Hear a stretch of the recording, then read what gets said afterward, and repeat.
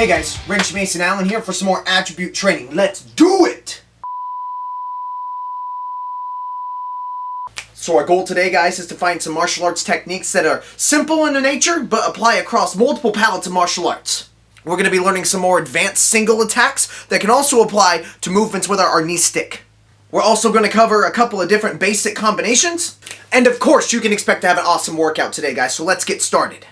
Remember, for this section, you're going to need an Arnis stick or a padded weapon, and please be aware of the environment you have around you so nothing gets broken.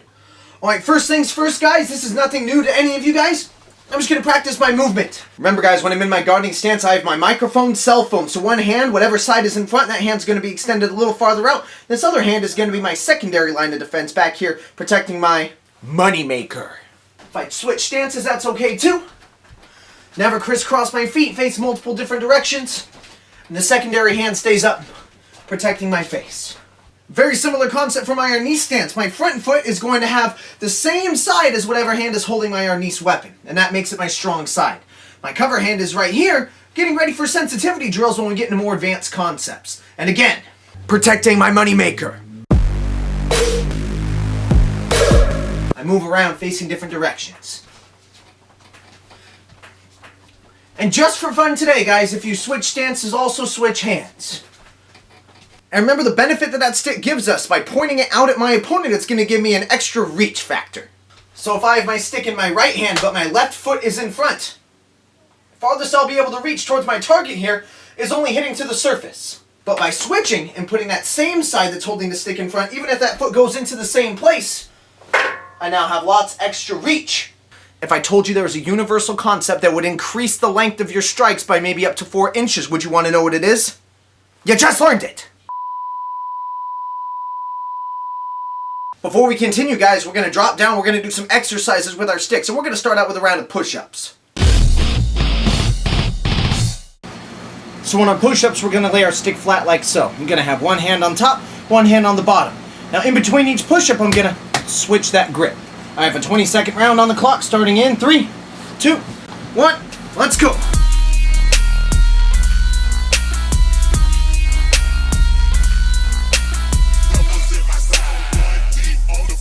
If you're feeling fancy and you want to make it hot when you do so, feel free to do so.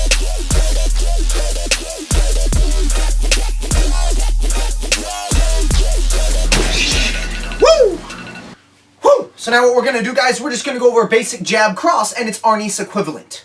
And we're going to try our best not to pull that weapon back before we strike with it, because that's what we call telegraphic movement. A fancy way of saying that you let the other person know what you're going to do before you actually do it, so they're likely to counter. Thus resulting in my moneymaker receiving critical damage. So we're going to do 5 jab crosses on one side, and then we're going to switch stances and do it on the other side. So again, I'm going to shuffle forward. That's 1. Shuffle forward. That's 2. Remember, really get that hip rotation involved on that cross. That's number 3. For number 4. Number 5. Switch stances. Shuffle forward 1. 2. Your cover hand up. 3. Your back heel off the ground. 4. And 5. Okay now. Same thing is going to apply for my stick. Again, I don't want to telegraph my stick by putting it behind my head. How can my weapon defend me from there? I'm going to swing straight forward to the opposite side of their face. Make sure my stick follows through. Then the same thing applies for the other side. So now we're going to do 5 of these on each side. So I shuffle forward, 1, 2, shuffle back. 1, 2, shuffle back. 1, 2, shuffle back. And 1, 2, shuffle back. All right, let's do it on the other side. Remember, in most instances, guys, I'm going to be hitting with the very tip of my weapon here. That's why I like to add my tape, so I know what my ideal contact point is. 1, 2. Get that hip rotation in there. And 1, 2. Excellent job, guys. Remember, I grip my stick in the same fashion that I would be making a fist, but I don't want to have too much space at the end of my weapon. Limits wrist mobility. So the space underneath my pinky at the bottom of my stick is referred to as my puño. And I want to have maybe only 1.5 inches for puño, maybe 1 inch or so. Not too much. I don't want to compromise that reach of my weapon. So with those things in mind, as we're dissecting that information, we're going to jump down and we're going to do some sit-ups with our sticks. So now this time what I'm going to do is I'm going to start in a lemon squeezer position. I'm going to bring my knees to my shoulders, but as I do that, I'm going to take my stick wrap it over the top of my feet, and lay back down. I wrap all the way back, and bring the stick back to where I started. 20 seconds starts in 3, 2, 1, let's go!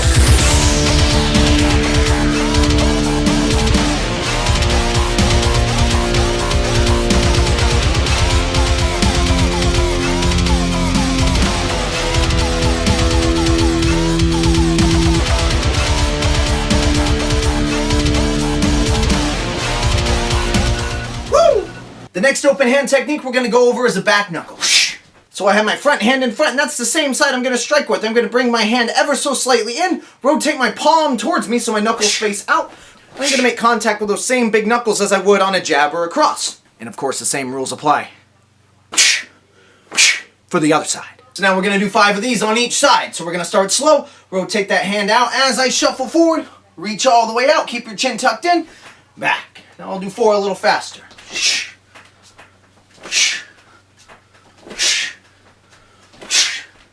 Same thing on the other side.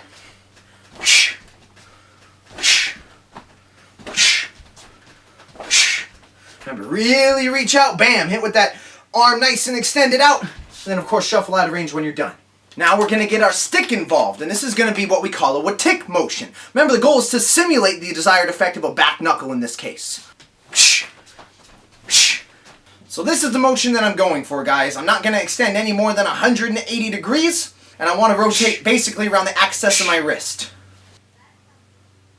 Of course, trying to avoid telegraphic movement as much as possible as well. So now my stick's in my same hand, that same side's in front. Now I'm going to do 5 watiks on each side. Remember, reach, rotate, boom, get that wrist mostly involved, and shuffle back.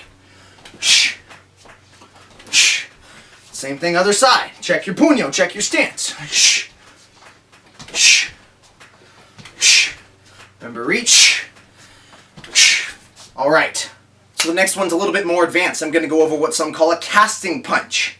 This is basically has the effect of a long distance hook punch. So what I'm going to do is make sure I hit with those same big knuckles that I do on a regular punch, and I don't want to hyperextend my elbow. Very important. But as you can see, if my hand comes fully extended out, I'm going to be hitting with the side of my hand here. Those knuckles are not going to make contact at all. So to combat that, I'm going to rotate my hand 180 degrees down. Make sure that thumb's not sticking out, but that kind of gives us a visual of how our hand would be. And then of course I get hip rotation to follow through. So let's try it again on this side. My hands are up, shuffle forward, 1. This one's a new one, so we're going to go slow. 2. Hitting with that, bam, inverted hand. 3, 4, 5. Remember, that front heel coming off the ground is also very important, so let's... Same thing apply. 1. Other side. 2. 3. 4. And 5. For all you old school Kempo fancy pants, a lot of this looks like an inverted back knuckle. The concepts are similar, but just a slightly different striking surface on the hand. So now we're going to go over the equivalent of a casting punch with my stick. It's going to be something called Nikitsuke. So I'm actually going to take the very tip of my yellow weapon right here, and I'm going to try to do a joust in that direction. Really, same principles apply. I'm going to really reach, I get hip rotation involved, but I don't want to turn my back to the opponent because... No, for sure, if you turn a blind shoulder to someone, you really won't be able to see them. So I'm going to do the same principles. I'm going to reach out, hip rotation, and bring it back.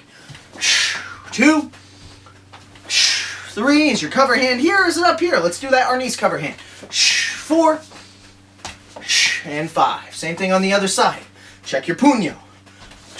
1, 2, 3, 4, and 5. Okie dokie, now we're going to do a round of stick squats. This time we're going to do what's called Overstepper. So I'm going to have my hands out straight. I'm going to do a squat, keeping my knees directly over my feet. When I stand up, I bring one knee up, I pull the stick over, then the other stick over. And the time starts in 3, 2, 1, let's go.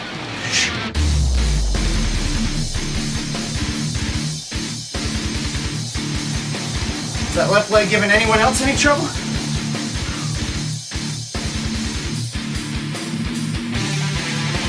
Good posture on those squats, guys. Bam! The last combination of moves is going to be an uppercut, then we're going to piece these together into some cool combos. So remember, On an uppercut, I want to keep my elbow tight to my body. I basically want to use my hip to support my elbow so that uppercut gets kind of launched off my hip there at the last second. But it doesn't necessarily escape the dimensions of my traditional guard. So now we're going to do that front hand uppercut. I bring that elbow in like a crunch block. Hip rotation. 1, 2, 3. Maybe to the body now. 4 and 5. Same thing on the other side. 1, 2, 3.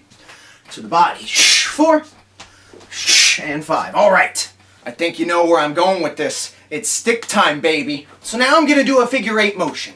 So slowing this down, it's essentially the same as my number 1 and my number 2, but instead of going from north to south as a reference, I'm going to go from south to north, again with the tip of that weapon. South to north. Again, notice how I'm moving across my body, and this is very similar for all you advanced students out there in black belts to 4 count from Dos Pares, form number 1. And form 5, and form 7, and form 6, if you know those two. Please remember that wrist flexibility comes with time and practice, so if you're still having trouble, maintain that elbow movement, but remember, that's the ideal result, is to get that wrist a little bit more flexible by the end of our training. So now, for all you big picture thinkers, you're thinking, wow, how is this going to apply into a combo? Get ready, because here it comes. So what we're going to do is we're going to modify a combination called tying the bow. Tying the bow, for those of you that remember, is a great boxing combo. It incorporates uppercuts, hook punches, hammer fists, or over-the-hand punches as well. Today it's modified because we're going to incorporate it with the sticks, strikes, and the new techniques that we've learned. So here's how it's going to go. Whatever foot's in front, I'm going to start with that front hand. I'm going to go uppercut, then the other hand drops down uppercut. Make sure that cover hand comes back. Then I'm going to twist my body into that casting punch. Twist my body into that casting punch. And then settle back with a jab and a cross. From there I repeat, uppercut, uppercut, casting punch, jab, cross. Switch stances, let's do it on this side. Whew, this will be good. Uppercut, uppercut, casting punch, jab, cross, shuffle out one. So now we're going to incorporate this with my sticks. So similarly, my front hand's going to be doing a lot of the work. I'm going to drop it down to my right side because it's in my right hand. I'm going to go up. Then the same thing, up. It's already in line. I'm going to Nikitsuke, that poke. I switch it back, poke. It's already here. 1 and 2. Again, drop it down. Up. Up. Then I poke. Poke. 1, 2. Good luck. Other side. Underneath. 1. Opposite hip. 2. It's in a straight line. 3. Invert that hand. 4, 5, and 6. So remember, when you're swinging a weapon around, guys, modify for the space you have, and watch out for, nice furniture, family members, children, as well as pets and other objects of concern to hit. But Wrenchy Allen! Sup? You went over a what tick? What's gonna happen to that strike? Don't worry, other quarantined Wrenchy, we're gonna figure it out right now, and we're gonna have a drill for you. So the last drill, guys, incorporating the moves out of our combination, here's the rules. I have to alternate hands every single time, just like tying the bow. So that's rule number 1. Rule number 2 is I can't do the same angle of a strike twice. So we must alternate from a straight line punch to a hooking punch or an uppercut or a hammer fist or a casting punch, while simultaneously alternating hands. I know. And of course, with any live drill, we're going to incorporate movement when we get it down at a level. And please, start slow and build confidence. Don't go gung-ho right out of the gate. Unless you're into that sort of thing. So I'm going to start slow.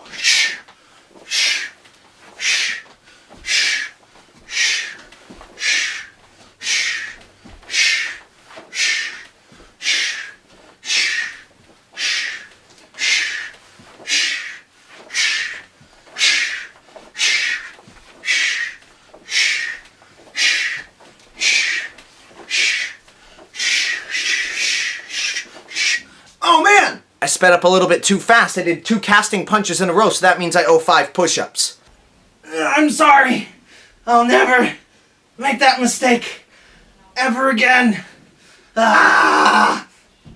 Remember, you can always switch it up onto the other side. And lastly, we're going to apply this concept with the stick. So remember, I have my 1s, my 2s, my Watiks, my Nikitsukes, my figure 8s. If you know any other strikes, like Punyo strikes, you can throw that in as well. But again, remember, can't use the same kind of technique more than one time in a row. So starting slow. Shh, shh, shh, shh, shh, shh, shh,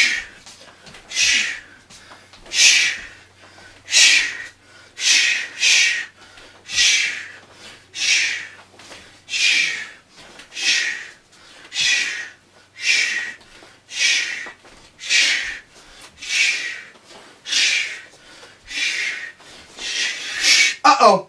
Did a 1 and a 2 in a row again. And I'm going to do 5 push-ups yet again. Oh, I love these so much more. Bam! Excellent job today, guys. So remember, these concepts can apply for a couple different things. They can help us increase our coordination. We can also start to develop combos that other people haven't seen before, which means that I have an advantage in a sparring match.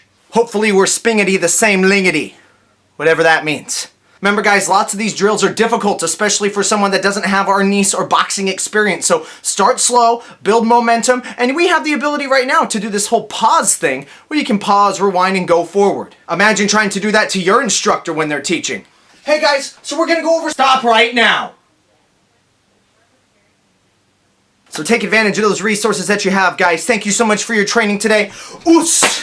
I look forward to seeing you guys soon. Reach out to your academy with instructions. Happy headbutt! Boom!